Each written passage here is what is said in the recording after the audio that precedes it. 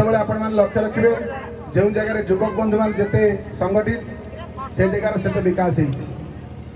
ଏଇ ଯୁବକ ବନ୍ଧୁମାନେ ସବୁବେଳେ ଏମିତି ଏକାଠି ରୁହନ୍ତୁ, ଶାନ୍ତି ଶୃଙ୍ଖଳାରେ ରୁହନ୍ତୁ, ଗାଁର ବିକାଶ କଥା ଚିନ୍ତା କରନ୍ତୁ।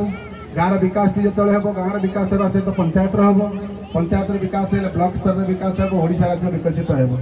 ତେଣୁ ଯୁବକ ବନ୍ଧୁମାନଙ୍କୁ ମୁଁ ପୁଣି ଥରେ ବିନମ୍ର ନିବେଦନ କରୁଛି, ଏଇଭଳି ଭାବରେ ଐକ୍ୟ ମନୋଭାବ ରଖି ଗାଁର ବିକାଶ ଦିଗରେ ସବୁବେଳେ ଅଗ୍ରସର ହୁଅନ୍ତୁ। ମୁଁ ଆଉ ବିଶେଷ କିଛି କହୁନି। ସର୍ବଶେଷରେ ମୋର ଗାଁର ମୁରବୀମାନେ, ମହିଳା ସମିତିର ମା ମାନେ ସମସ୍ତଙ୍କୁ ମୋର ଭୂମିଷ୍ଠ ପ୍ରଣାମ ଜଣାଉଛି, କୁନି କୁନି ପିଲାମାନଙ୍କୁ ଆଶୀର୍ବାଦ ଜଣାଉଛି। ଏତିକି କହି ମୋର ବକ୍ତବ୍ୟ ଶେଷ କରୁଛି। ଜୟ ଜଗନ୍ନାଥ।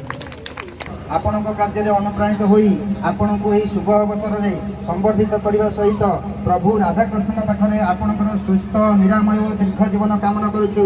ଆନନ୍ଦ ଏକବାର ହରି ବୋଲ।